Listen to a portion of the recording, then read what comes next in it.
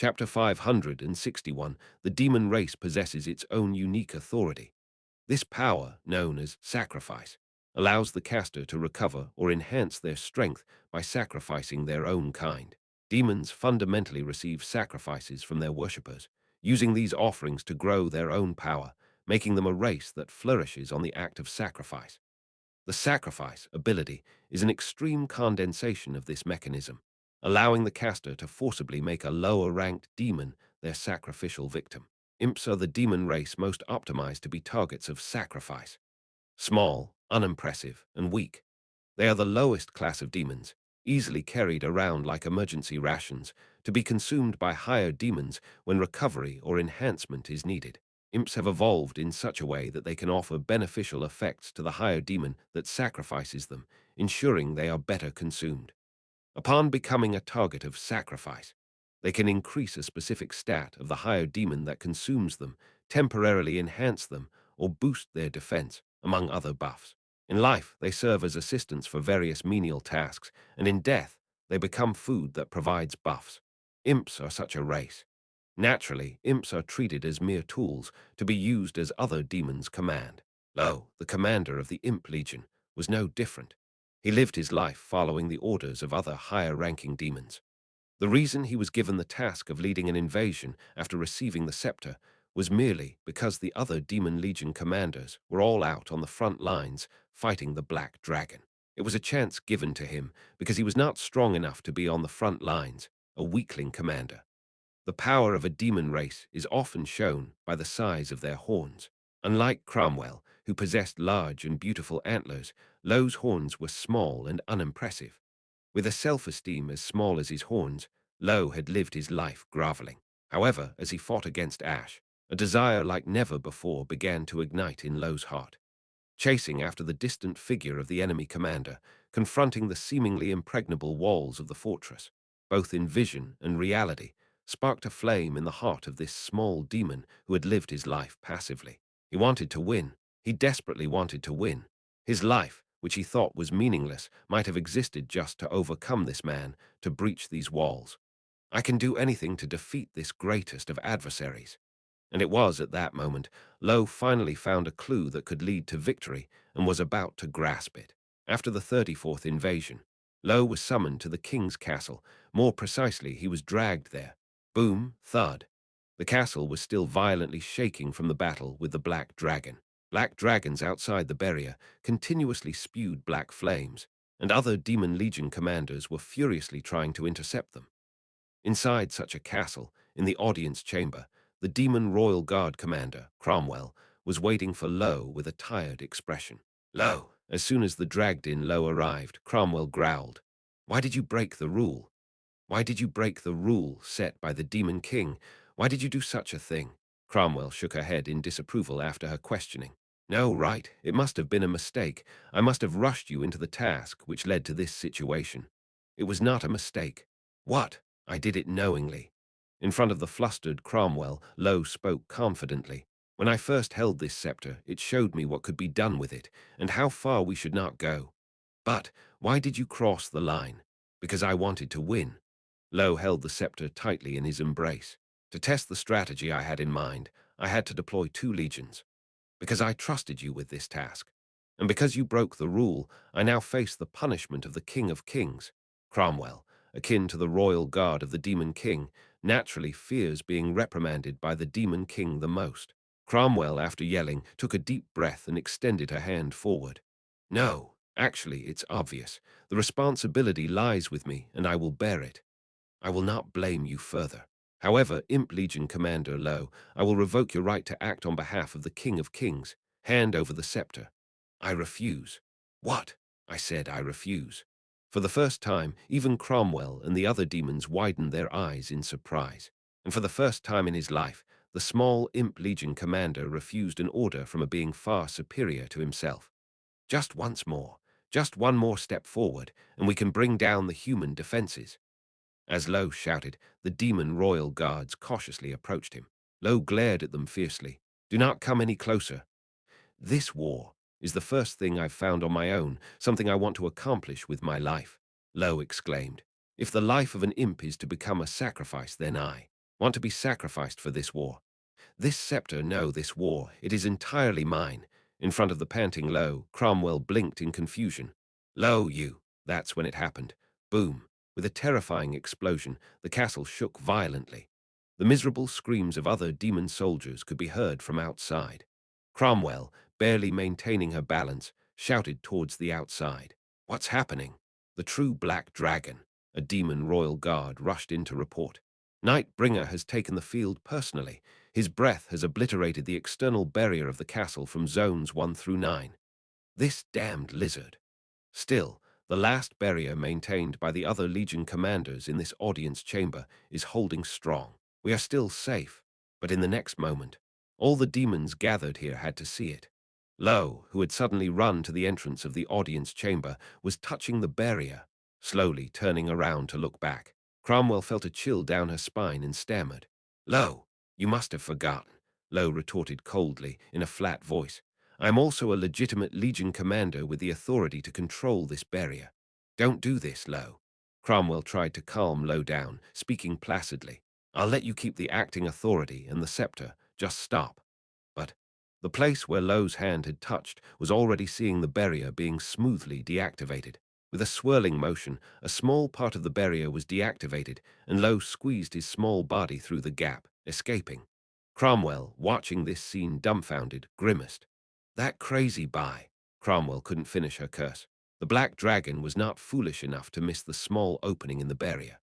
With a thunderous roar, Nightbringer, in the form of a massive black dragon, flew in, pushing his vicious claws through the barrier and tearing it apart in an instant. Cromwell yelled towards Nightbringer, who was storming in like a siege tower. True Black Dragon, this traitor.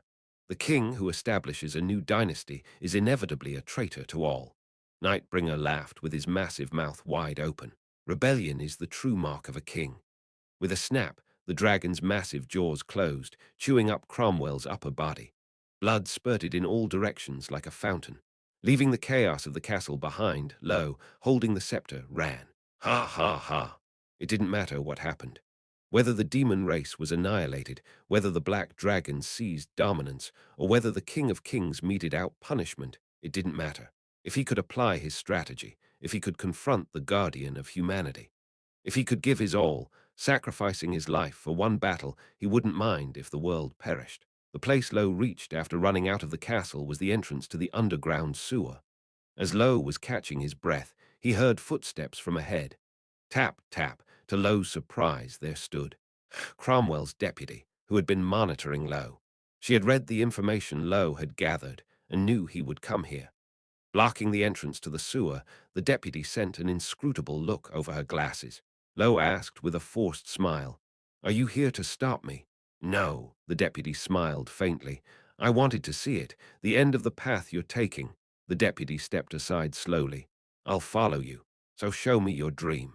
With a bitter smile, Lo staggered into the sewer, and without hesitation, he threw himself into the deepest, filthiest part.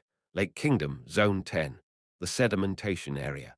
This place, where all sorts of filth and garbage washed down from the sewers gather, is the dirtiest and most unclean place in this hell. Cough! Lo, who had tumbled down here, soon discovered it. The monsters that had nested in this terrible garbage mountain, vibrating with a revolting stench. The Fly Legion. Dirty, repulsive, and shunned by all, these dreadful monsters were born from maggots. The guardian of humanity has assessed the strengths and weaknesses of all monsters. So, how should we respond? Lo staggered towards the Fly Legion. The deputy followed him quietly without a frown. We need to twist it, both strengths and weaknesses. The guardian of humanity is confident in dominating the information war, so if we can mislead that information, we have a chance of winning. Lo recalled the 34th invasion just before. When I deployed two legions that could complement each other's weaknesses, the guardian of humanity couldn't respond in time and suffered damage. However, monsters are inherently difficult to cooperate. The risk of breaking the rule, which Cromwell had borne last time, might have to be borne by Lo himself if violated again. Then the invasion itself might end midway. In that case, the answer is simple. We just need to deploy in a state that doesn't require cooperation. Standing in front of the flies messily sucking on filth in the garbage mountain, Lo declared, to merge two legions into one. You intend to offer yourself as a sacrifice, Lo. That's right. Lo turned to the deputy and smiled. The Fly Legion possesses enough potential to destroy humanity. The only problem is their low intelligence. The guardian of humanity could easily defeat them. But if I become a sacrifice and enhance them, if I can give them sufficient intelligence, then, imps and flies, what would be the outcome when the two most despised legions merged? Lo took a deep breath and walked towards the swarming giant flies. The deputy called out to him from behind. Do you know, Lo? Your horns right now, they are very large and impressive. Lo, puzzled, raised his hand to his forehead. And indeed, his horns had grown large, now feeling them with his own hand. Lo unwittingly chuckled. He had thought himself weak because his horns were small, but that was not the case. It was because his dream was small, so were his horns. But now, having found a dream worth sacrificing his life for, Lo's horns had grown incomparably large, emitting a menacing light in all directions. Come on, maggots! Standing in front of the Fly Legion with his arms spread wide, Lo shouted, Eat me! The giant flies clinging to the filth, along with the maggots and pupae, all turned their gaze to Lo at once. I will gladly become your sacrifice. Devour me. With the brightest smile of his life, Lo shouted with a voice full of hope. And together, let's bring about the end of the world. In response, countless flies and maggots surged towards Lo, while Lo's body was being devoured. The imp legions he had called also tumbled down to this sedimentation area below the sewers. The deputy quietly observed the scene. The sight of imps falling like rain through the sewer pipe connected to the ceiling, and the flies sweetly crunching on the imps as if baby birds being fed by their mother bird. The long and hideous feast of sacrifice came to an end, and suddenly intelligence emerged in the flies here. Bubbling. Making bubbling sounds, the flies began to stack their bodies on top of each other, orderly and systematically, as if constructing ancient wonders with a clear blueprint. The flies merged into the form of one gigantic fly, into the shape of their greatest ancestor, hidden beneath their genes. The deputy looked up at the form in awe. With a roar, the gigantic fly, formed by thousands, millions, billions of flies merging together, slowly stretched out hundreds of legs to pick up the scepter lying on the ground. Atop its head, like a crown, sprouted unbelievably large demonic horns, the most filthy, the most despicable, the most impure. The Lord of Maggots, the Master of High Dwelling, the forefront of evil, that name, Beelzebub, or King of Flies. Looking up at the giant demon that had finished its metamorphosis and hatched in an instant, the deputy smiled. Let's go, Lo. Hundreds of the King of Flies' other legs flew towards the deputy. She did not dodge. To put an end to this world. As the deputy was torn to shreds and swallowed into the belly, the newly born demon thought. Indeed, it would willingly go, to humanity, to the final bastion. Every fortress exists, after all, to be conquered. Chapter 562, Crossroads. Loot Warehouse. This place is piled with various materials and items retrieved from monsters. I am inspecting the goods recovered from previous defense battles. I hadn't properly organized the loot accumulated from stages 31 to 34 during the 4 defense battles, so I was setting aside time to sort through it. The next one is a boss stage, so I need to prepare more thoroughly. The upcoming defense battle is stage 35. It's a boss stage where the difficulty sharply increases. I need to gather and prepare everything usable on our side. I meticulously inspected the items piled up in the loot warehouse, organized by the order in which we had defeated the monsters. Stage 31 was the Scarecrow Legion. It was a formidable enemy, but apart from the SSR-grade magic core spat out by their commander, there weren't any notable spoils. The magic core was immediately used for equipment crafting. The rest is nothing special.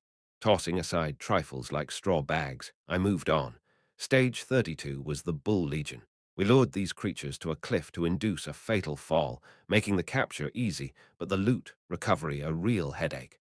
The corpse incineration is complete, but the magic stone recovery is still pending.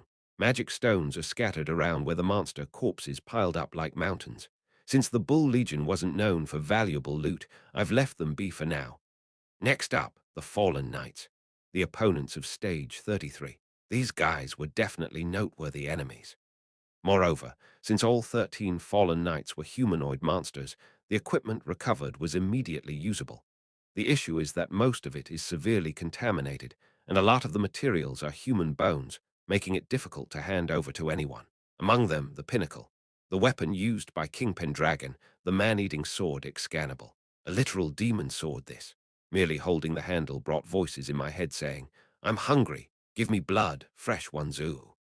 Thanks to my passive, unyielding commander, I was protected from mental contamination, but an ordinary person unknowingly handling it would be subjected to hypnotic brainwashing corruption combo by the sword. Better to seal it away. As malevolent as the demon sword is, its performance is undeniable. It can devour anything, allowing for tricks like nullifying enemy ranged attacks as used by the fallen king. If stabbed into an opponent's body, its special feature, Devour, activates, allowing the user to suck in the opponent's life force as they wish. The performance is good. The problem is that the user goes mad. It's not worth the risk to use such a weapon. I decided to seal the demon sword away. Shit. I wrapped it up with a strap and flung it into my inventory. The demon sword vanished, muttering its death throes, "Keep the expiration date fresh." "Shut it, you bastard." I decided to melt down the rest of the fallen knight's equipment at the forge. Can't have our folks using such cursed gear. Hopefully, we can recover some magic cores after breaking down the equipment. I moved on to the next area, the monsters that invaded during Stage 34. The ironclad lion monsters and the dandelion monsters. The various material items, magic cores, and magic stones obtained from defeating them were piled up like mountains. I stood in front of them, frowning in thought. It wasn't a question of how to use these items. Rather, it was the situation of these monsters appearing together that puzzled me. Why did two legions appear together? The game I'm playing with my adversary, the Demon King, is a contest held under mutual agreement with rules. I don't know exactly what the Demon King's goal is, but anyway, he has been fighting by the rules. He has tormented us to the brink of death every time, but he hasn't outright killed us by breaking the rules. Even those damn dark events are within the rules. There was a case where more than two enemy legions appeared simultaneously during Stage 9. But this feels different. In Stage 9, it was Wolf King Lunard acting on his own volition. Part of the werewolf legion he dispatched, on top of the world's serpent J.R. Amunganda, made our lives even more miserable. But that was it.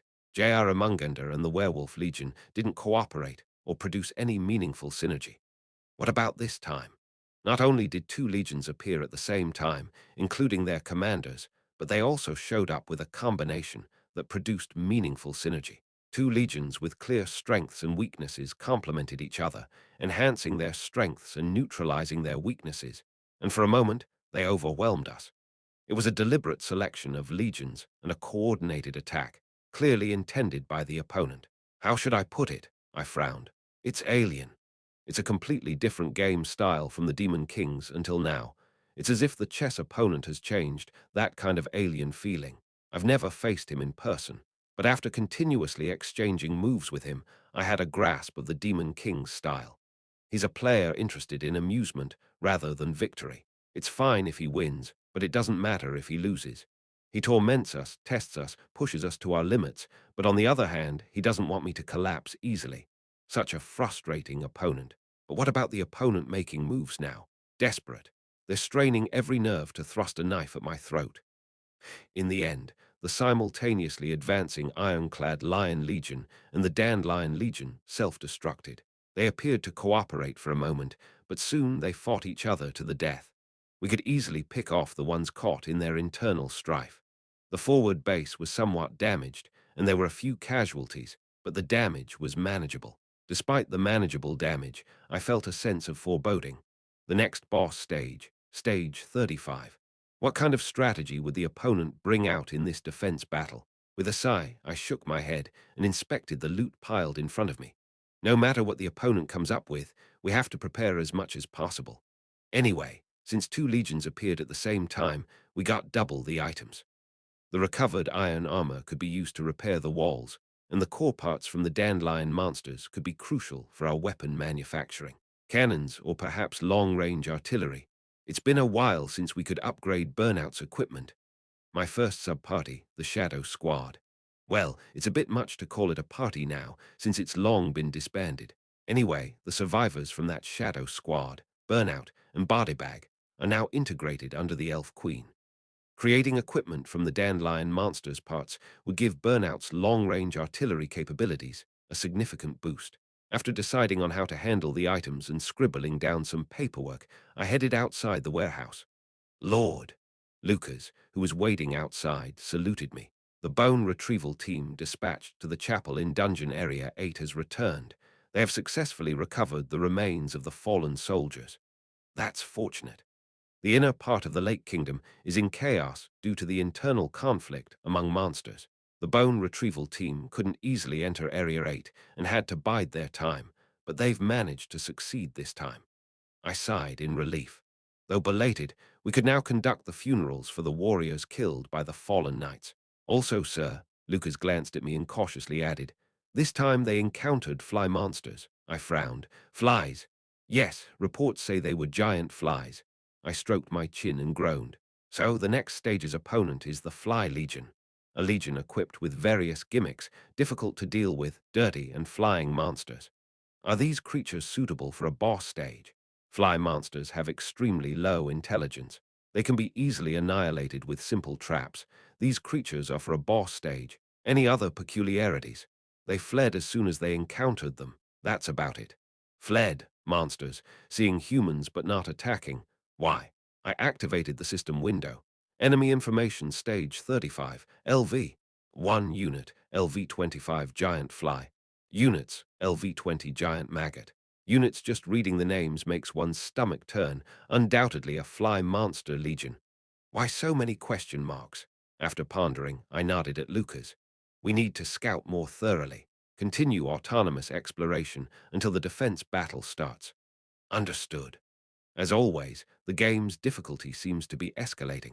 With unreliable rules, we need to scrape together any information on what monsters will appear and how many. I have a bad feeling, Lucas. Looking south, I gritted my teeth.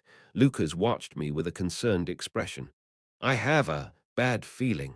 From the crossroads south, the forward base. In this place, bustling with numerous laborers and soldiers busy with reconstruction, one worker stood out. Bang, bang, clang. The laborer making a racket while moving bricks and steel beams was actually a golem. Moreover, there wasn't just one. Over 5 golems were transporting materials and wielding their heavy arms to assist with the construction throughout the site. Right, right, put that there. Good job, number 1. No, wait, number 4. That steel beam goes next to it, not there. The one controlling the 5 golems simultaneously was the Golemancer, Candler. Once a regular of the casino mercenary group, Blacklist, this magician, who retired as a mercenary due to injuries sustained during the Gorgon sisters' invasion, later found employment with the Crossroads Production Association. Utilizing her specialty as a goalmancer, she quickly became an ace worker. Currently, she's an indispensable talent in the reconstruction efforts. Amazing work today, Candler. Thanks to you, we can repair the forward base on time. The carpenter and mason guild masters, who came to check on the repairs, praised her. Candler scratched the back of her head and smiled awkwardly. Ah, it's nothing. I'm just doing what I'm told. Candler's smile revealed a missing tooth, making her look a bit foolish. However, those who knew that tooth was lost blocking a body slam from Estheno, one of the Gorgon sisters, did not think of Candler as a fool. The guild masters quietly handed Candler a pouch. Here, take this. It's today's wage, and we've put in a bit extra for all your hard work. Feeling the pouch, noticeably bulkier than usual, indicated a significant bonus. Surprised, Candler waved her hands. Oh no, why are you doing this? The wage alone is enough. Everyone's work got easier because of you. Don't be shy, take it. Now hurry up.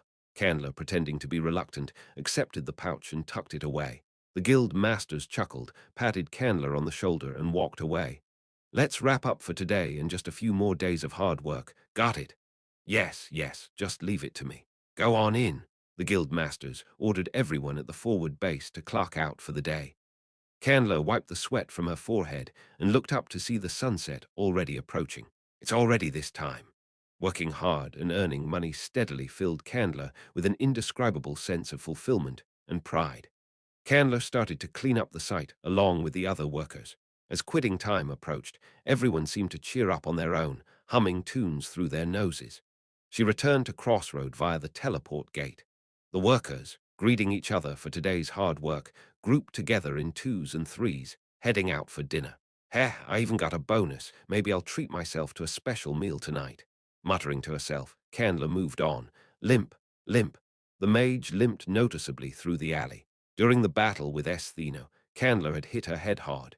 This resulted in difficulty moving, and she had no choice but to retire from being a mercenary. But Candler preferred her current life. Instead of living day to day as she did when she was a mercenary, she worked regularly every day and saved money steadily. Each day was fulfilling, and above all, safe. There was no longer any need to stand in front of monsters, no need to risk her life in battle. She still dreams of the terrifying Gorgon sisters. Candler knew well that she could never stand in front of a monster again, so this was enough. This had to be enough. Ha! That's when she saw it. As Candler was walking, pondering what to eat for dinner, she noticed familiar faces walking through the alley opposite. It was nobody, the blind swordsman and Chain, the dark wizard. Her former colleagues from the blacklist were giggling and walking down the road. Candler hurriedly raised her hand. Hey, eyeball freak, premature grandpa. Immediately after, Candler hastily lowered her voice. Nobody and Chain were walking with other mercenaries. Wearing glittering armor covered in monster blood and adorned with splendid weapons, other heroes walked proudly, boisterously boasting about the results of today's dungeon exploration. For some reason, her voice wouldn't come out anymore. Candler slowly dropped her hand. Though she had done nothing wrong, she quickly hid behind the alley. Not knowing why she was acting this way, Candler caught her breath roughly, and only after a while did she stand up straight. Then she walked out of the alley. Hey, why did you call out and then hide? And outside the alley, nobody and Chain were waiting, grinning mischievously. Chapter 563. When Candler came to her senses, she was sitting in a bustling tavern. Come on, let's toast first. Cheers, you've worked hard today too. The uncle's party vigorously clinked their glasses together. Nobody, Chain, Zennies, and Torkel were sitting at one table, lifting their beer glasses. Candler, who had been dragged along somehow, also raised her glass in a toast. Ah, there's nothing better than a drink after finishing work. I thought I was going to get heatstroke because of the heat today, but this drink really hits the spot. Apart from Torkel, who was drinking quietly, the three made their remarks. Candler, who had been sitting blankly next to them, suddenly shivered. Why am I here? She had been swept up in the atmosphere and dragged along, but how had she ended up here? Candler hurriedly gulped down the drink in her hand. I'll just drink this and then I should go. At that, Nobody in Chain's expressions suddenly darkened. What? What are you talking about, Candler?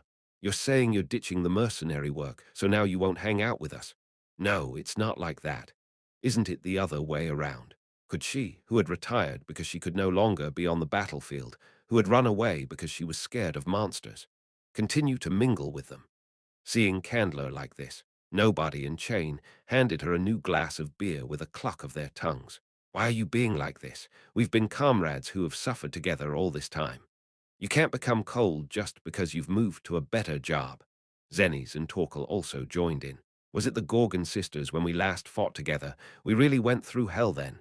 Hee hee, but it was worth it, wasn't it? Following Torkel's words, everyone's expression softened. Because we saved Sid. That's right. Everyone here had been comrades who fought together that day to save pregnant Lily and newborn Sid.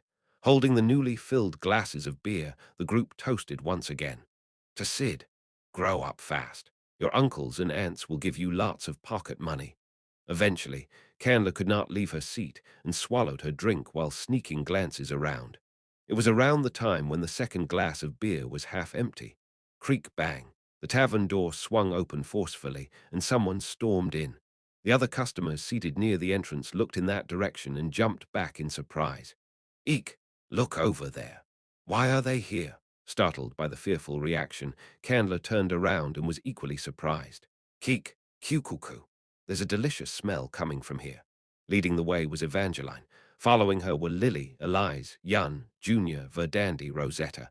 A group of renowned female heroes from the front lines strutted in with a swagger. Ah, it's the CR Fihimi Raiko. The terrifying sisters are here. Ah, they've come to obliterate this tavern today. Everyone run. With them here, this place's drinks and snacks are doomed. Terrified customers hurriedly settled their bills and scampered out of the tavern. Evangeline, who was enjoying the atmosphere with a wicked laugh, soon spotted this group and sauntered over. "Oh, who do we have here? It's the uncles, isn't it? Welcome, Miss Evangeline." Torkel greeted Evangeline politely. "I should mention Captain Lucas will be joining us shortly." "Ah, thanks. Wait a minute. Why did you assume I'd ask about that first?" Regardless, the women took over the next table, and true to their fearsome reputation, they placed an enormous amount of orders. The waiter, sweating bullets, densely filled the order sheet. Seeing the order size nearly double that of their own table, everyone broke out in cold sweat. Then Torkel spotted an unexpected figure buried among the women. But why is Damien there? Among the female heroes, who were drooling over the menu with sinister smiles, Damien looked out of place with a bewildered expression. "Evangeline said she'd treat me to dinner, so I just came along," Damien mumbled with a downcast look, clearly uncomfortable sandwiched between the fearsome sisters. Wasn't the fearless, whatever a female mercenary group. Why am I here? Damien, brother, it's okay to be happy about eating with such pretty ladies. However, despite Evangeline's words, Damien was far from happy and began to sob. "Woohoo, I miss. The squad. There, cry it out. All right. Then, brother Damien, go over to those gloomy uncles." As soon as she said that, Damien visibly relaxed and quickly stood up from his chair. He must have been really scared. That's when Lily, looking over at the uncle's table, brightened. "Oh, Candler, long time no see." Candler, who flinched, pointed at herself. "Me, you remember me? Of course, you were the one who got hurt protecting me and my child. Did you think I was so heartless as to forget my savior?" Lily smiled broadly and gestured with her hand. "Great. Damien, sit there, and Candler, come over here. Let's catch up after such a long time." And so, somehow, Damien and Candler ended up switching places. Lily, who had seated Candler next to her, introduced her to those she didn't know. "This is Candler. She's a Golemancer, and she helped save me and Sid in the past. Nowadays, she's helping with base reconstruction at the Production Guild." Jan and Junior clapped their hands. "Ah, I saw her by chance. She was the one building the walls with that golem. I've heard about her too. Thanks to the golem, we could avoid the hassle of installing a medium-sized construction device, and the work efficiency skyrocketed." "Why does everyone know me?" Candler's hand, holding the glass of beer, trembled slightly. After she had quit being a mercenary, the city had already faced more than 10 defensive battles, and she was just one of the many mercenaries who had passed through. Why did these people still remember her? Evangeline, naturally approaching Candler, leaned in and said in a warm voice, "So, Candler, joining the CR Fihimi Raiko, are you?" CR Fihi. Join, the abbreviation for the Crossroad Female Heroes and Mercenaries Rights Committee. The benefits of joining are— as Evangeline elaborately explained the benefits of joining their gatherings and drinking sessions, Candler hesitantly asked, "But I'm no longer on the front lines. Can I still fit in here?" "What does that have to do with anything?" The response came from a young man who had just entered through the tavern door. "We are all fighting together, each from our own places." It was Lucas who had arrived by then. Lucas looked around at everyone with a neat smile. "No matter where we fight, our hearts are all in the same place, trying to protect the world. That makes us all comrades." Evangeline furrowed her brows as if she was amazed. This guy saying the same things as when the senior gives speeches. "I just met with our Lord." That's probably why such comments come out naturally. Lucas, who had grinned at Evangeline's teasing, picked up his beer glass from the bar and approached the table, raising his glass. "According to our Lord, the next battle is predicted to be quite challenging. But if we all join forces, we can overcome it again." Having often taken on the role of Lord in Ash's absence, Lucas was quite skilled at such remarks. Lucas initiated the toast. Then, to everyone in this city who fights together, everyone, regardless of table, cheered and raised their glasses. "To that! To that!" Evangeline was the only one with a sulky face. "No, I was going to make the toast. Why do you get to do whatever you want? You'll have plenty of chances when you become a lord, just borrowing the opportunity." Eek! After everyone had down their glasses, they began to talk loudly, sharing stories about their hard but rewarding day. Candler slowly lowered her head. Her reflection in the glass, along with the alcohol, rippled. The drinking session dispersed. Lucas, Evangeline, Damien, and Junior had things to discuss among the main party members and parted ways. Zennies and Rosetta left with serious expressions on their faces. And so, after everyone had scattered in small groups, Candler, the last to leave the tavern, stepped out with Nobody and Chain. The three of them naturally headed west out of the city, towards the graveyard, and stood in front of a familiar grave. It was the grave of two comrades who had moved together during their blacklist days. When the Gorgon sisters invaded the city, the two had fallen and were buried here, and the three who survived were still bound to this city. Here, you guys drink up too. Clink. Nobody opened the bottle of liquor he had brought and poured it over the grave. Soon the empty bottle was neatly placed in front of the tombstone. After a long silence, Candler cautiously broke it. I was scared. Nobody and Chain looked at Candler, puzzled. Candler glanced at them, gauging their reactions. I thought you wouldn't treat me the same as before, after I ran away from the battlefield. Look, Candler, I don't know why you would think that. Nobody chuckled and patted Candler on the back. You never ran away, not even once. Chain chimed in with agreement. Yeah, that's right. Far from cashing out early, you were always the one who played till the last penny of your stake was gone, even when they were fighting the Gorgon sisters. It was her, Candler, who, despite being yelled at to run away, ended up getting injured while protecting Lily and Sid to the very end. In front of Candler, who stood silently with her lips tightly sealed, Nobody and Chain laughed. Now that you understand, don't avoid us. Next time, let's hang out at the casino, just like old times. You've been working hard, so you must have saved up some money, right?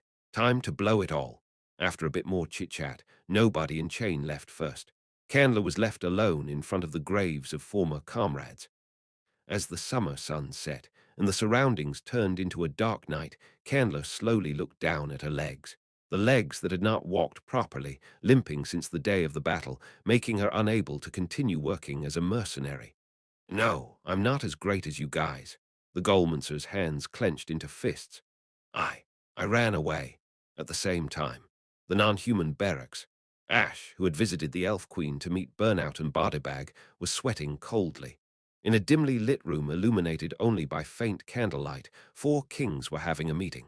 The Elf Queen, Skuld, the Dwarf King, Kellison, the Merfolk King, Poseidon XII, and Cuilan, now officially the Beast King. The kings of the four major non-human races were whispering among themselves when Ash suddenly barged in, causing them to look startled. Feeling awkward, Ash cautiously asked, "What is this meeting about?" "Hee hee, you've caught us." Skuld, touching the teardrop-shaped mark under her eye, covered her mouth and laughed. "As you see, this is a secret meeting held by the kings of the four major non-human races. We call ourselves the Outsiders."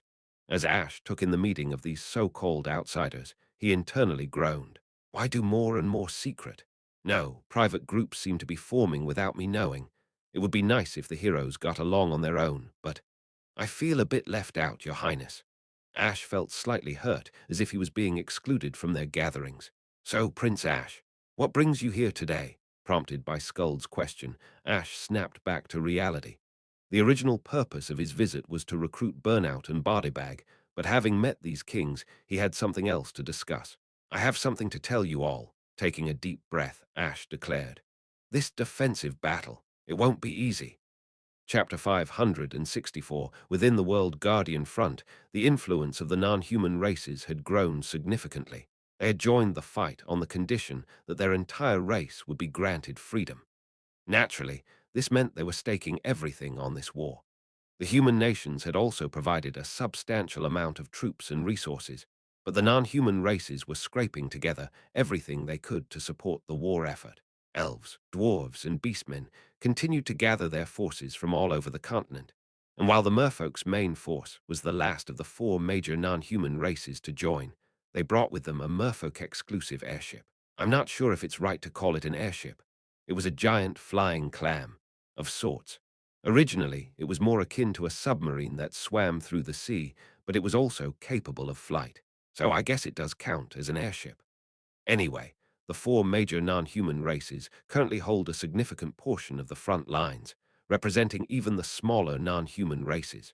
I plan to honestly warn them about the upcoming defense battle in advance. I'll also inform the other kings by tomorrow. This defense battle, it won't be easy. I looked around at the four kings as I spoke. I've also sent a messenger to the imperial capital. Since our opponent in this battle is a flying monster, I requested that airship forces including those of the Everblack Empire, be sent to assist us.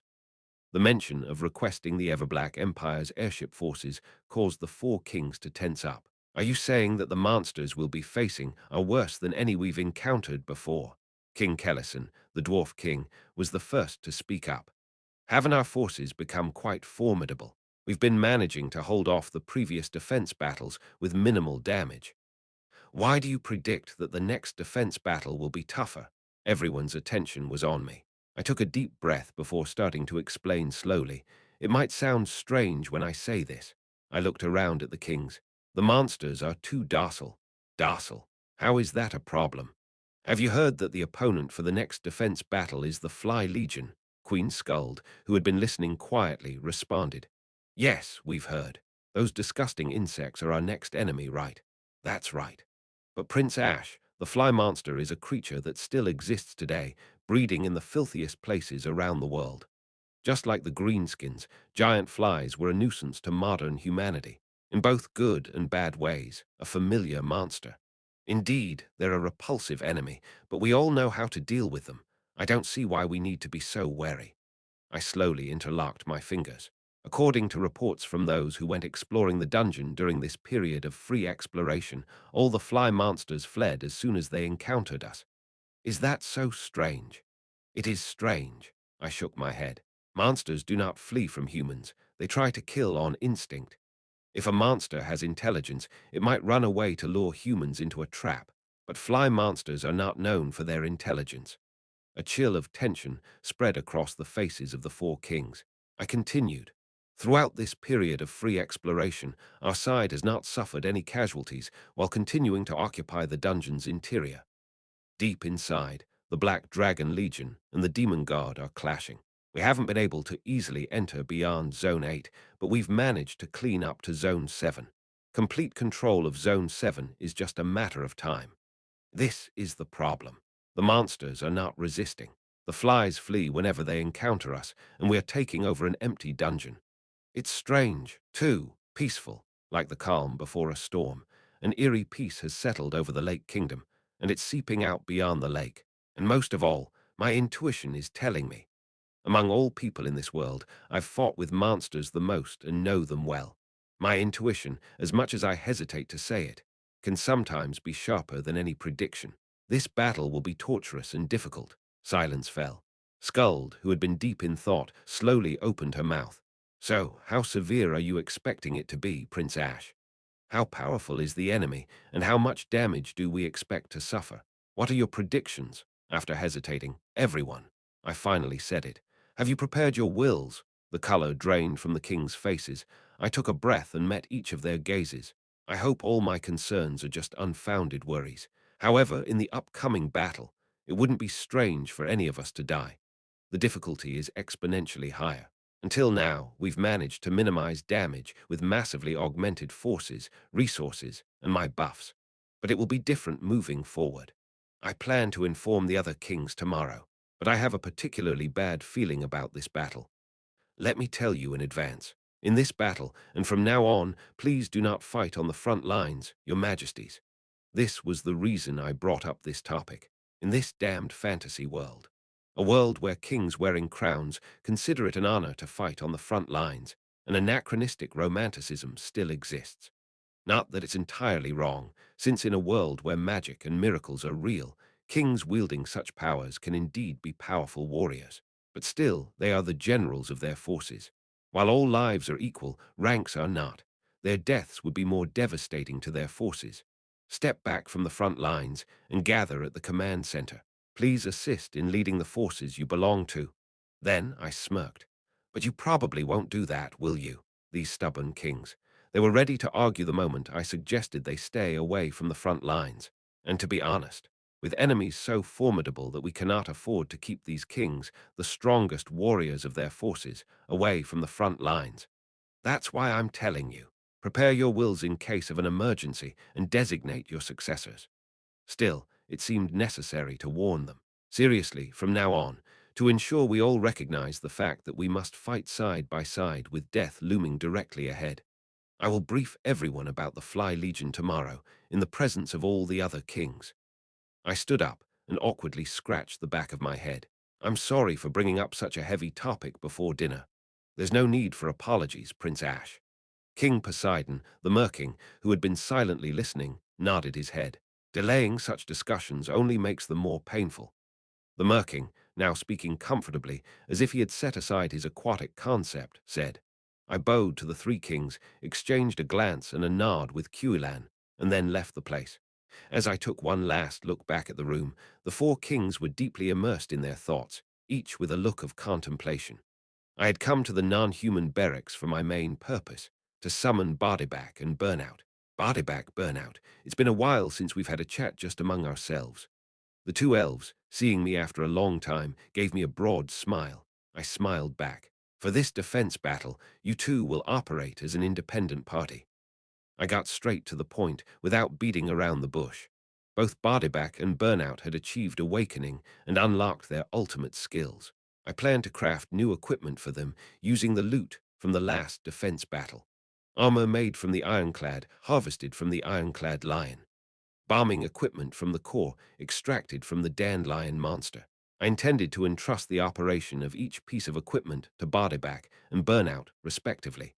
Both pieces of equipment will be crafted not as standard personal gear or firearms, but as large defensive structures and weaponry. You two will head to the forge tomorrow to start coordinating the creation of the equipment together.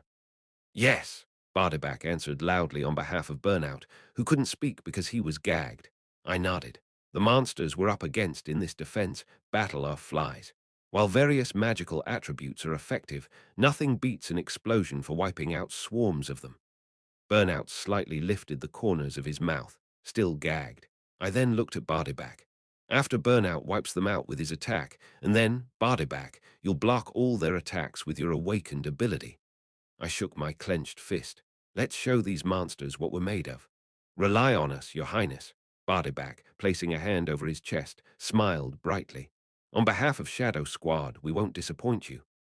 Facing the still youthful faces of these two elves, I suddenly found myself at a loss for words. Godhand, Old Girl, Skull, and now Bardiback, Burnout. My original sub-party of 5, now reduced to 3 deceased and 2 remaining, still fought alongside me. Thank you, guys. I gently squeezed the shoulders of the two elves. Really, thank you. The next day, I gathered the leaders of each nation and organization affiliated with the World Guardian Front and briefed them on the general information and strategies for combating the Fly Legion. Though they resemble Earth's flies in appearance, these monsters of varying sizes differ significantly from Earth's flies. While Earth's flies assist in pollination and their larvae can be used in medical treatments, offering some benefits as insects, the fly monsters we're facing do not. These bugs, which consume virtually anything, inherently nest in filth, making them inherently dirty and contaminated. They attack with limbs rife with various debuffs and sharp mouths. I can block mental status ailments and debuffs, but their contaminated attacks cause physical debuffs. If infected, one would need priest's cleanse magic or holy water with purification properties for treatment. And they reproduce rapidly. To be precise, the Legion itself carries eggs or larvae as resources rather than reproducing in the traditional sense. They remain dormant without sufficient food. But given food, they hatch, metamorphose, and evolve into adults rapidly. That's the basic idea, and the last characteristic. They're dumb. Almost devoid of intelligence, they can easily be eliminated with various traps. The Alchemist Guild is preparing various insect traps. This wouldn't be so difficult if that was all. However, my intuition as a player screams, something more will emerge. This defense battle won't be easy. Just as I told the 4 major non-human kings yesterday, I instructed the assembled kings to withdraw from the front lines, and even to prepare their wills. This was the first time I had issued such a warning, and although everyone was visibly taken aback, by now the other kings gathered here had also grown accustomed to battling monsters. Do you think we'll get scared just because you say that, Prince Ash? If we run away now, how will we face the mockery from other kings later? We appreciate the concern, but we've grown accustomed to fighting against monsters. If we see a chance to fight, we will, the kings shouted and clamored. Even those who had tried to flee first during the imperial capital siege were now rolling up their sleeves, ready to fight. Perhaps it's because we're all in this together, facing hardships side by side. Though there's still rivalry and jostling for power, a sense of camaraderie seems to be slowly building in everyone's hearts. I hope that's the case. I smiled bitterly. I'll do my best to ensure that no such tragedy occurs. Saying this, I unconsciously reached into my pocket where a folded piece of paper rustled. It was my will. I, too, had prepared it in advance, just in case. Clutching that will tightly, I prayed that all of this would turn out to be an overreaction. After the battle, I hoped to be reprimanded by the other kings for making too much of a fuss. I sincerely wished for that. Chapter 565. After the meeting adjourned, someone spoke to me as I was about to leave the conference room. Prince Ash, a moment, please. Turning around, I saw Valen, the leader of the Southern City-State Alliance, smiling with his characteristic elegant beard brushed up. Valen had been one of those actively assisting Crossroad since the battle against the former Goblin Guard King, representing not only the South, but also the voices of other regional city-states. I approached him with a smile in return. What brings you to me, Lord Valen? Ha ha, Valen chuckled, constantly twirling his mustache as if he had a hidden gift to reveal. You mentioned the monster we'll be facing in the upcoming defense battle are called fly monsters, right? Yes, that's correct. A few days ago, through some connections, we managed to bring some mercenaries to Crossroad on behalf of our city-state alliance. Valen winked. They're said to be masters of pest extermination. How about you meet them? Masters of pest extermination. I gestured urgently, and Valen led the way with a grin. The mercenaries were waiting right in front of the hotel Crossroad, where the meeting had been held. Huff huff, huff huff, huff huff. There were 5 people, all dressed in resilient material suits that closely resembled Earth's hazmat suits, covering their entire bodies. The face part of the suits was made of goggle-like glass to ensure visibility, but it was foggy, making it impossible to see their faces clearly. With each breath they took, a sound of air escaping could be heard. As soon as our eyes met, the man who appeared to be the leader asked in a muffled, blocked voice, "Where are the bugs we need to deal with?" I covered my mouth with my hands and blurted out without realizing, "Oh my God!" The hero party, insect busters. These 5 heroes, all of N grade, seemed ordinary in terms of stats, but they possessed a unique trait: bug slaughters. Against monsters tagged as bugs, they had a trait that increased their damage by 100%, making them natural predators. Fly monsters would be a piece of cake for them to wipe out. They were essentially walking F-killers, the fantasy world's version of a pest control service. To think they've joined us here. I turned to Valen with a moved expression and quickly gave him a thumbs up. Valen, pleased with my reaction, laughed heartily. Standing in front of the insect busters, I bluntly asked, "What salary do you expect?" I felt like writing them a blank check. The leader of the insect busters simply replied, "The salary isn't important. What we wish for is to kill as many bugs as possible. You'll be satisfied then." I grimaced with a bitter smile. "Pretty soon, there will be more than enough, disgustingly, terribly many coming your way. We heard about the fly monsters, Your Highness." Holding up their elongated equipment, the man confidently said, "We, the experts, will exterminate them, so please, feel free to rest." Their confidence bordered on arrogance, but it was welcome. I confirmed the employment of all 5 and set a generous salary for them. Pleased by the fact they could exterminate the swarm of fly monsters, they entered the barracks breathing heavily under their protective suits. Lake Kingdom Zone 5 dungeon, the Blazing Coliseum. I visited the place once ruled by Jackal. With Jackal dead, I was concerned about the captured monsters left behind. If any of them were useful, I planned to incorporate them all into my forces. Use everything that can be used. That was my thought coming here, and a butler goblin greeted me. "Crick, welcome our new master." "Master me?" I asked in surprise, and the goblin bowed again, confirming. "Yes, Crick, the previous owner of the arena, Lord Jackal, instructed that should any misfortune befall him, all monsters here should be transferred to your ownership. This Colosseum, along with all the monsters belonging here, are yours, Your Highness. Just give the command." I was momentarily speechless. I remembered the first time I met Jackal here, and even the moment of his death not long ago. I had always imagined, after defeating all the monsters, bringing him back to the surface, sent to the Lake Kingdom below by the empires, orders hundreds of years ago, forgotten by the upper echelons in name and existence. a man who never forgot the Empire's name and loyally served until the end. To give him a new home, a new name, rediscover his old military achievements, reward him appropriately, reinstate him, and watch him adapt and live as a normal person in a peaceful world. On a quiet afternoon, sitting in a cafe on the outskirts of the imperial capital, imagining him reading the newspaper, trying to adapt to modern times after centuries have passed since the memories. But it all ended as a mere fantasy. Jackal died in the darkness here. I remember him. His life and death, his loyalty and his history, all of it. But Jackal is dead. And even in death, he left me everything he had built. I saw the monsters lined up in rows inside the Colosseum, all tamed by Jackal. Including the monsters I had captured from time to time, it was enough to form a small legion with just the captured monsters. I took a deep breath. I remember the faces and names of everyone who died under my flag. Though they are dead, they have each left their legacy on this front line, intertwining and forming the foundation for the next step. So I cannot lose. Think I'll lose, you damned monsters. My flag carries the legacy of all those great people. Hey, butler, calling the goblin butler, he quickly bowed. Crick, command me. What do you think about the monsters currently overflowing? The fly monsters. The goblin rolled his eyes and cautiously replied, "They are insignificant monsters." "I see. Crick, however, the former master, Lord Jackal, always used to say something to us." "What's that?" "That the most insignificant ones are often the greatest and the ones to be most wary of." The goblin cleared his throat and then, imitating Jackal's voice, spoke in a low tone. "Building a high tower is done with insignificant bricks, one by one, and tearing down that high tower also starts with removing just one of those bricks. While personally overseeing the reconstruction of this Colosseum, carrying bricks, he explained it like that, Crick." The goblin glanced at me but didn't stop speaking. "A fly monster is but an insignificant monster.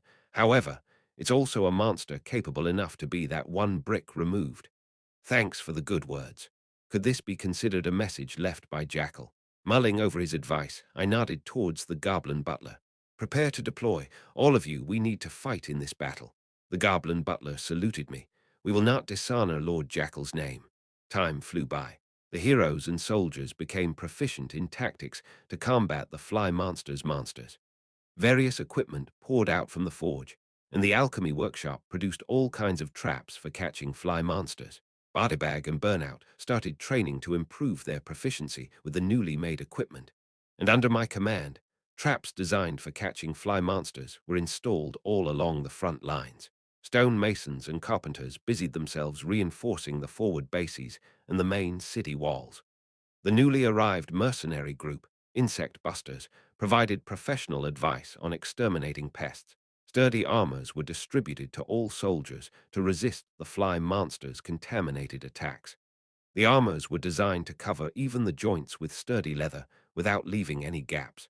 While the vanguard heroes and soldiers were arming themselves robustly, the magicians were also busy preparing. "You fledglings, you don't even know the M of magic. Must I teach you everything from scratch?"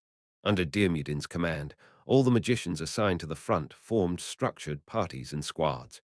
By nature, magicians are a profession that tends towards being lone wolves, not keen on collaboration. This is a somewhat biased view, but it's undeniably a trend. However, this was inefficient for a military force. I requested Diarmuidin to integrate the magicians assigned to the front into a single army, and Diarmuidin faithfully executed my request. After rigorous training, the magicians reached a level where they could easily launch combined spells by element, and after enduring the hard training together. "Grandpa, I don't understand this part of the magic circle, Grandpa. Please tutor me too." "These insolent ones, I'm not your grandpa." "Ah," Diarmuidin, surrounded by young magicians chirping like chicks, shook his head in disapproval and clicked his tongue. "I'll explain it just once, so listen carefully, got it?" The young magicians around the grumbling Diarmuidin unanimously responded with a yes. Despite his grumbling, Diarmuidin, true to his role as the master of the ivory tower, efficiently imparted his knowledge to the young magicians. Watching the magicians gather to discuss magic among themselves, I couldn't help but chuckle. Preparation time was over. I bit my lip as I gazed southward. Tomorrow, the monsters would crawl out from the lake. That night, sitting on the roof of the barracks, Quillan was looking at the sky. While Quillan was lost in thought, staring at the sky, someone struggled up the ladder to the roof. Ah! As Qiulan turned to look, the person who had just climbed up was Princess Yan. What are you doing here, Qiulan? Yan asked energetically, squinting her distinctive bright yellow eyes and smiling. Under the clear summer night sky, her ivory-colored hair shone particularly white. Qiulan, having glanced at Yan, awkwardly looked back at the sky. I was looking at the moon. The moonlight is faint, isn't it? The sky held a crescent moon. Yan, examining the shape of the moon that resembled a fingernail, turned her gaze back to Qiulan. So that's why you don't have your pretty fur. Yes. Qiulan was in his human form, not his beastman form.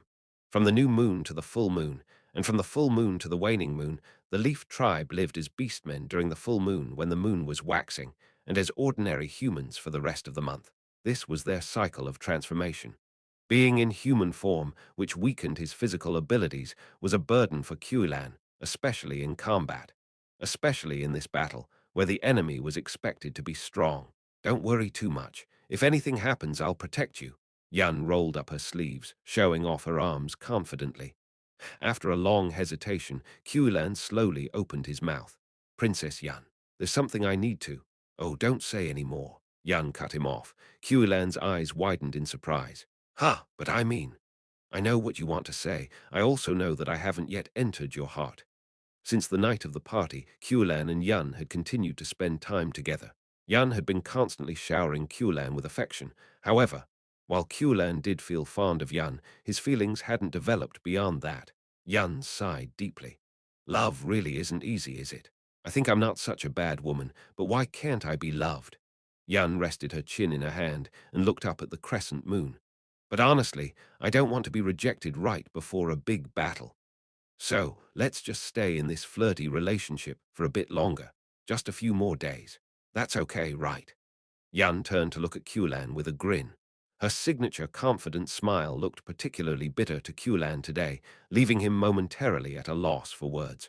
Chapter 566, Princess Yan. After a brief silence, Qiulan asked, Have you written your will? Taken aback by the sudden question, Yan blinked and then nodded. Yes, not just for this battle, but because you never know what might happen afterward. Let's exchange them. Exchange. Our wills. Qiulan was the first to pull out his will and hand it over. I'm embarrassed to say, but my will is full of shameful content. I got a bit emotional while writing it. From my thoughts on my deceased brother to messages for my subordinates, it's quite lengthy. I did something similar. I wrote a paragraph each for my mom, dad, brother, sister, and siblings, pressing down with tears. My face was burning when I read it again. After writing it, I thought I never want anyone to see this. Never, me neither. So, to ensure that nobody reads it, we mustn't die. After a moment of silence, Yan, laughing, took out her will and handed it to Qiulan. They exchanged their wills. Let's keep each other's wills. And after this battle, let's exchange them back. And then let's talk seriously about how our relationship should proceed. Okay. Yan carefully tucked Qiulan's will into her chest and sat next to him, gently resting her head on his shoulder. Since we're still in a flirty relationship, I can at least borrow your shoulder, right? Anytime. Looking up at the summer night sky sprinkled with the Milky Way, Qiulan whispered softly, Let's not die. Of course. Yan chuckled lightly. I have no plans to die without even experiencing a proper relationship, only to be rejected all my life.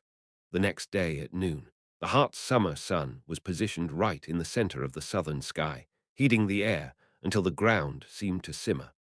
At the forward base in front of the Black Lake, Crossroads elite forces were positioned ready for battle. Remember, this is merely a preliminary battle, I reiterated to the heroes and soldiers. It's a battle close to reconnaissance, to observe their condition and gauge their strength. Throughout the scouting period, the Fly monsters had only fled. Without engaging in proper battle, they merely slithered away into the darkness, avoiding us. Thus, we currently have no combat experience against them, nor do we know who their Legion commander is. The real gathering of information starts now. That's why I repeatedly instructed my subordinates to proceed with caution in the battle. Don't push yourselves too hard. If necessary, think of the forward base as expendable. Listening to my words, the heroes and soldiers under my command glinted fiercely. Stay light on your feet, heavy in your vigilance. Minimize casualties and gather as much information on the enemy as possible. Understand? Yes, My elite forces answered in unison. Then, the newly arrived 5 members dressed in protective suits, the insect busters strutted their stuff beside me. Don't worry too much, Your Highness. As long as we're here, any bug can be exterminated. There's no need to be tense. We'll take care of the pest control. The insect busters were specially assigned to my direct party for their expertise in exterminating bugs. Though their boastful attitude made the existing heroes somewhat uncomfortable, I was lenient with them.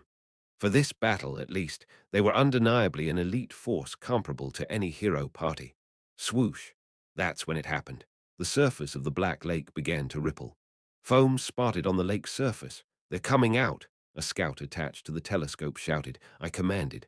Activate all artifacts around the lake. Don't delay. Yes, activating artifacts, Lily shouted, stretching out her hand, and the artifacts previously installed by the alchemy team around the lake started to flash and activate. I gnawed at my dry lips, waiting for the enemy's emergence. Then, boom, with a loud explosion, the artifacts I had installed around the lake detonated simultaneously. Damn! I couldn't help but curse. A teleport gate trap. A trap that covered the lake's entrance with a giant teleport gate, sending the passing monsters to the spirit realm. It was the same one used during the battle with the Goblin Guard King. All the resources and a fortune that had been gathered were invested in creating it. Bang! Boom! Inside the lake, an ominous energy surged, destroying all the artifacts. I had hoped that the unintelligent fly monsters would easily fall for it, but it was so easily neutralized. And immediately after, bubble, bubble, bubble. The lake's surface began to boil tumultuously. Pop. Water droplets soared high into the sky. And then it appeared. Raw, a gigantic, almost as if dozens of airships were combined into one, a massive, but unmistakably fly monster-shaped monster. With devil-like horns protruding from its head, the enormous fly monsters slowly emerged above the lake's surface and stopped there. I blinked. What is that? It was huge. There's a considerable distance from the forward base to the lake, yet the creature was clearly visible to the naked eye. It was too big. Could a fly monsters of such size even exist? And if it did, how had it managed to hide from our scouts until now? I hurriedly opened the system window, and there, enemy information stage 35, LV, King of Flies. One entity, the enemy information window had completely changed. King of Flies. It was the first time I'd seen it, an entity not even introduced in the game. A cold sweat ran down my spine. Moreover, why is it alone? Where are the other fly monsters? Roar.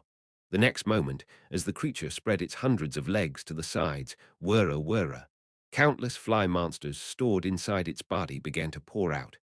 I finally understood the structure of the creature. This gigantic monster was a conglomerate of countless fly monsters merged into one. Whirra. As if mimicking the sound of a hornet in flight, thousands of fly monsters poured out from either side of the king of flies.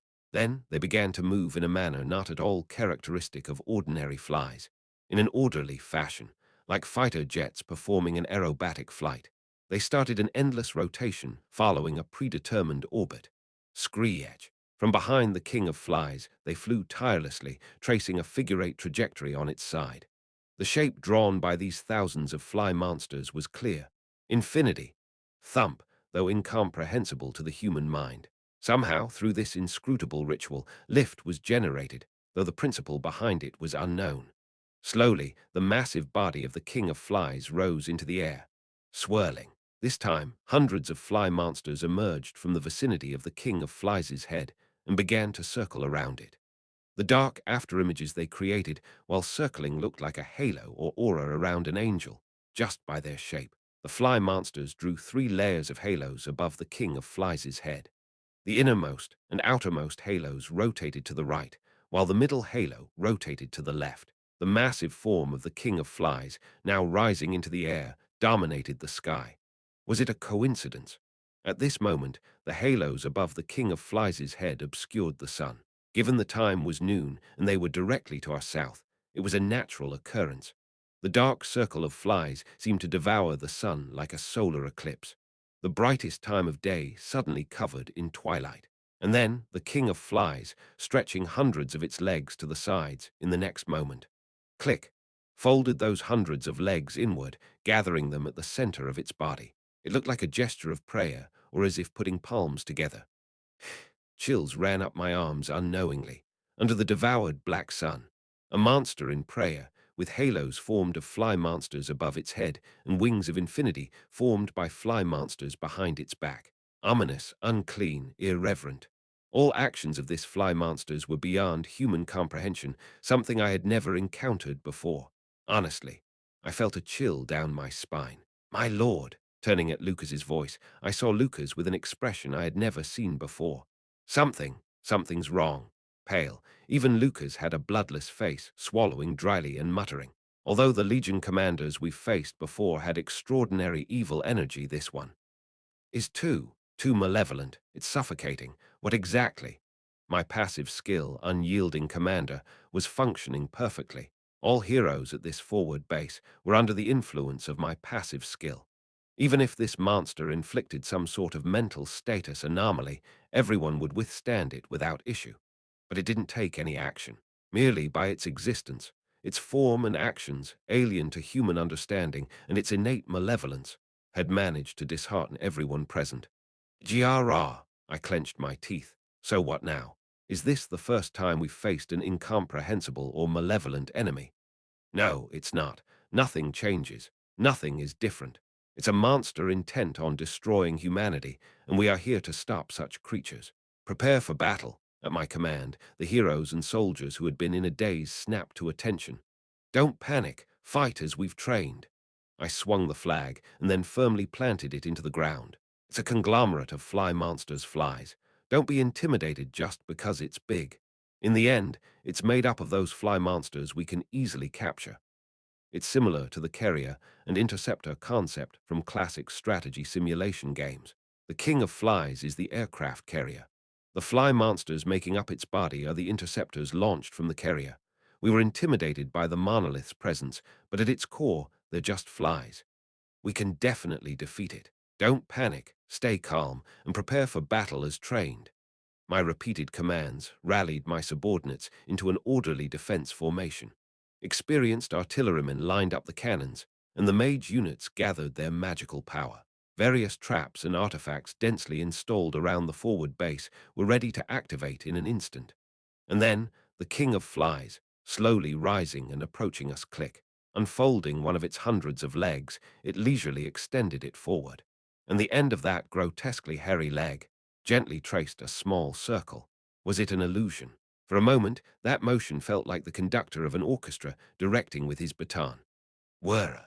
Following that gesture, a portion of the fly monsters stored within the King of Flies' massive body emerged and began to pour towards the forward base at breakneck speed.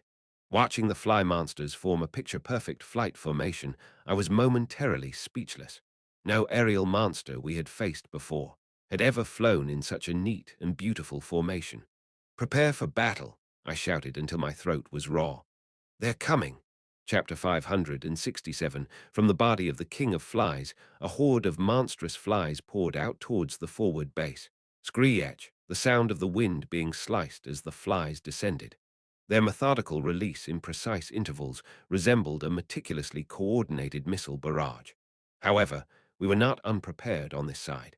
Summon, I shouted, extending my hand forward. Swoosh. At that moment, my magical barrier overlaid atop the forward base's walls, simultaneously combining with R-grade magical cores and various building materials pre-positioned around the area. My ultimate skill, the foremost flag, allows the construction of a magical fortress. Within this fortress's range, the restriction on the number of summoned creatures disappears. In other words, as long as there are materials and resources, it's possible to build an unlimited number of turrets.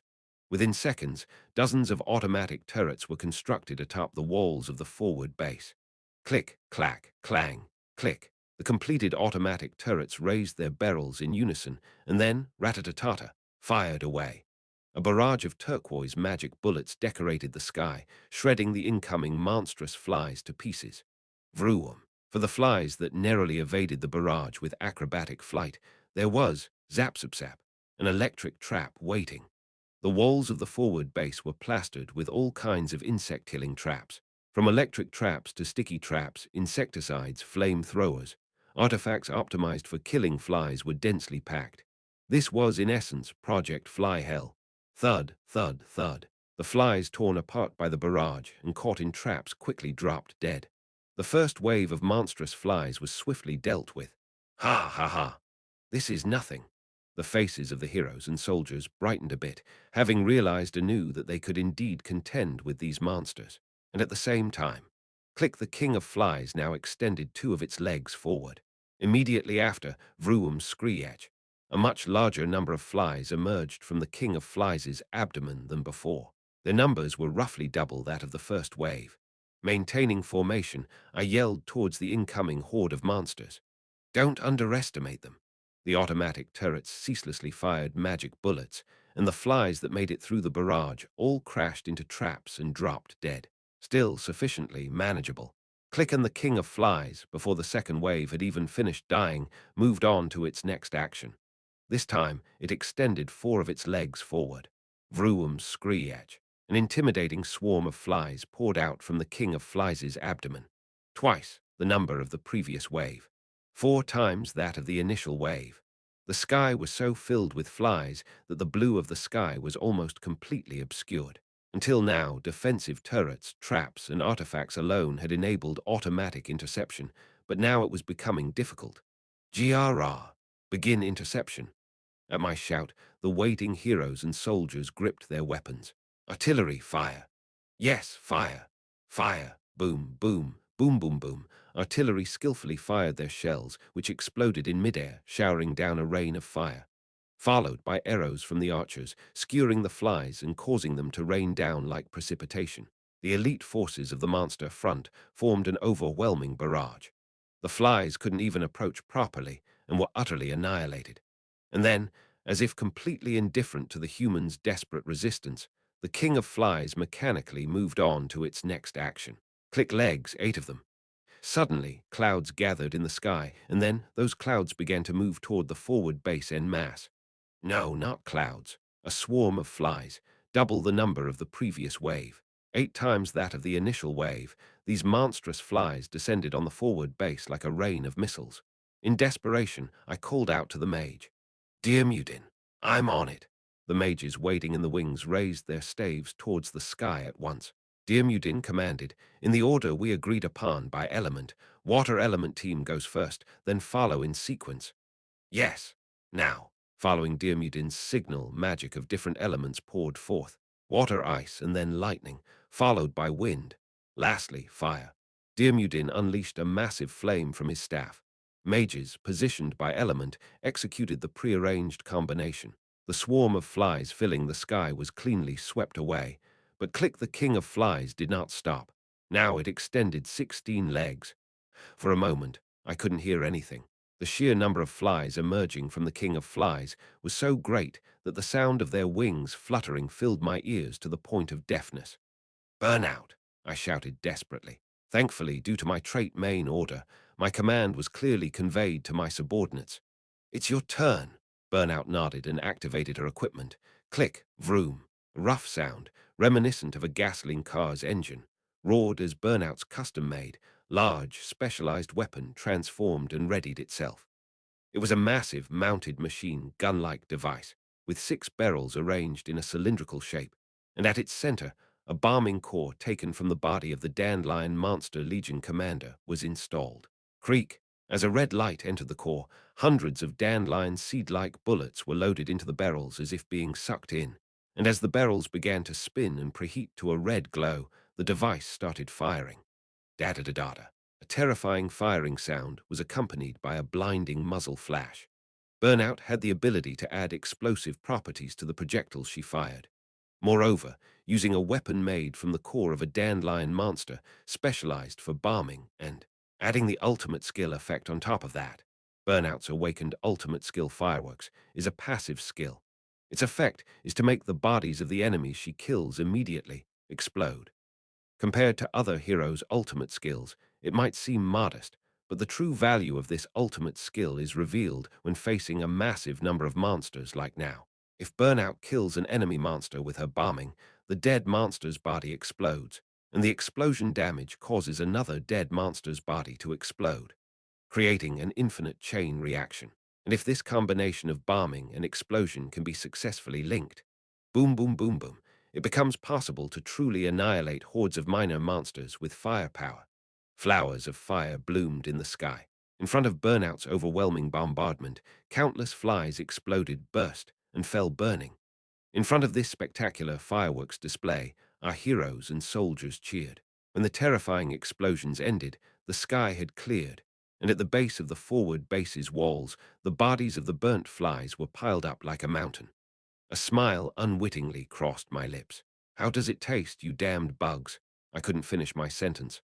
Click 32 legs of the king of flies were extending forward. Unknowingly, I screamed. "Damn it, enough already, you crazy monster!" Thud, thud, thud, thud, thud. It poured down. A shower of fly monsters, 32 times the number of the initial wave, was hammered towards the ground. Fire at will. Respond. We also began intercepting using all available means. But there were too many, far too many. Beyond automatic turrets, traps, artifacts, shells, arrows, magic, and bombardments. Vroom. The flies that finally broke through the barrage and fire net began to penetrate inside the walls. I stared at the hideous compound eyes of a giant fly that had reached right in front of me, thinking, "Why is there so many?" Bodybag. At the same time as my shout, Bodybag, who was on standby, activated her exclusive equipment. Bodybag's ultimate skill is multiple telekinesis.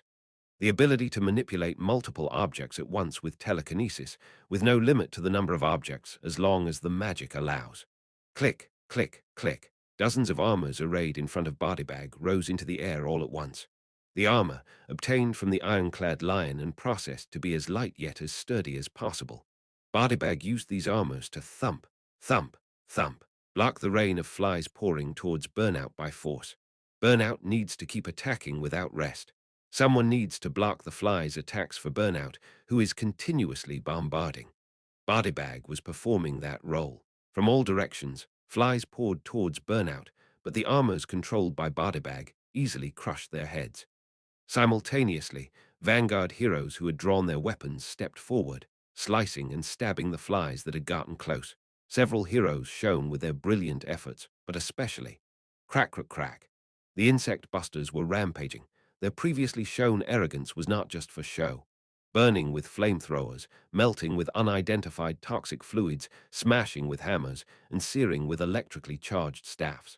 Especially the leader was furiously ripping apart the flies, wielding a magitech weapon with blades rotating like a chainsaw in his hand. Crack, crack.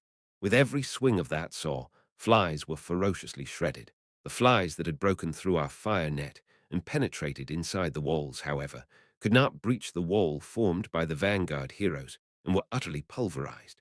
It seemed as if we were somehow holding on, but in reality, the situation was worsening by the moment.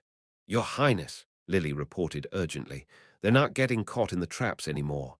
"What? They're not being lured into traps. Not a single one has been caught since a while ago. It wasn't just the traps. The shells aren't hitting properly either. Arrows, too, they seem to be dodging as if they can predict their paths. The hit rate is plummeting. This is clear evasion." I clench my teeth. Are they learning, the flies, our attack patterns? Don't mess with me, seriously. When we somehow managed to clean up the flies that had swarmed in, the inside of the forward base was filled with the bodies of flies, and the Vanguard heroes and soldiers were gasping for air. I too had been swinging my pistol, agate, and staff maestro to kill the flies. Grinding my teeth, I looked up at the sky. Vroom, slowly yet surely. The collective of giant flies, the king of flies, was getting closer to our side. "I've been waiting." And that meant, "You're within range, you damned monster." It also meant that the monster had entered the range where our secret attack would be most efficient. "Damien, it's your turn." "Yes, Your Highness." As I shouted, Damien, who had been waiting behind me, transformed his rifle as if he had been waiting for this moment. The true highest firepower of the monster front. Nightmare Slayer, Black Queen. Click, click, creak. Above the barrel of the Black Queen, transformed into a long railgun, 7 magical bullets spun around and merged into one. Magical current imbued with power sparked along the barrel. I extended my fist forward and yelled, "Fire!" Damien did not hesitate to pull the trigger. Boom! With a terrifying blast, Damien was thrown backward by the recoil of the shot. and the white magical bullet that was fired cut through the air like dancing puff, and blew the giant head of the king of flies to pieces. Chapter 568. The giant head of the king of flies exploded into pieces. We all held our breath and watched this spectacle. In a moment of silence, I swallowed dryly. The massive body of the king of flies, now headless, staggered. The halos that were rotating above stopped altogether, and the infinite orbits behind it gradually came to a halt as well. Then the enormous body of the king of flies slowly crumbled, spilling onto the ground, and abruptly stopped in midair. The falling mass of the king of flies slowly righted itself, and then shhhra began to regenerate its head. Hundreds, thousands of flies that had emerged from its body began to swarm and fill the empty head. It was as if time was rewinding. In no time, the king of flies had restored its head and floated back into the air as if nothing had happened. The halos and orbiting wings that had stopped moving were now rotating again. Yeah, just like that. I gritted my teeth. There's no way it would die that easily. It seemed only a brief pause in its march. The king of flies once again stretched its legs forward. This time, 64. Though I hadn't counted them, judging by the amount it had increased by, it was almost certain. Dozens of the king of flies' long, hairy, and hideous legs began to slowly stretch forward. Before its legs could fully extend, I issued an order. A retreat. Lucas flinched and looked at me. I spoke more forcefully. Full retreat. Now we'll abandon the forward base. Prepare for a counterattack at Crossroads' main castle. Lucas quickly took my command and shouted loudly. Full retreat. Withdraw through the teleport gate. The heroes and soldiers responded quickly. Without any objections, they immediately grabbed whatever equipment they could carry and ran towards the teleport gate. Burnout. Body bag. Leave the equipment. Retreat is the priority. I gave separate orders to the two of them. It was impractical to run away carrying such large equipment. After all, there were spare equipments at Crossroad. Hesitating at first, Burnout and Bodybag eventually nodded and dashed towards the teleport gate. Alchemists and other non-combat personnel first, then priests, mages, archers, and other ranged attackers. Finally, the vanguard heroes guarded the rear as they retreated. In an orderly manner, we retreated. Except for one team. The hero party newly under my command, the Insect Busters, excluded. Crack, crack, crack. The 5 heroes, clad in protective gear, remained at the end of the wall, continuing to crush the swarming flies. Insect Busters, I yelled desperately. Stop fighting and retreat. Can't you hear me? Just a bit more. But lost in their frenzy of swinging weapons, the Insect Busters still did not retreat. Just 10 more, no, just 5 more to kill. Meanwhile, the King of Flies was slowly extending its dozens of legs forward. Bia-ra-ra-ra-ra-ra-ra-ra, screech. An overwhelmingly large number of fly monsters emerged from the King of Flies' body and surged towards our forward base. With our forces already in retreat, there was no way we could stop such numbers. Staying would mean certain death. I screamed at the top of my lungs. Retreat, I said. Hurry. And in that moment of difference, they had crossed a point of no return. Suddenly, a countless number of flies poured out, filling the space between the insect busters and us. Like a summer squall, the swarm of flies began to destroy the walls. The flies clung thickly to the automatic defense turrets, firing barrages, and slowly, but surely, stripped away their armor and destroyed them. Artifacts were taken down one by one, and traps were completely neutralized. The insect busters, who had turned too late, stopped in their tracks when they found themselves densely surrounded by flies.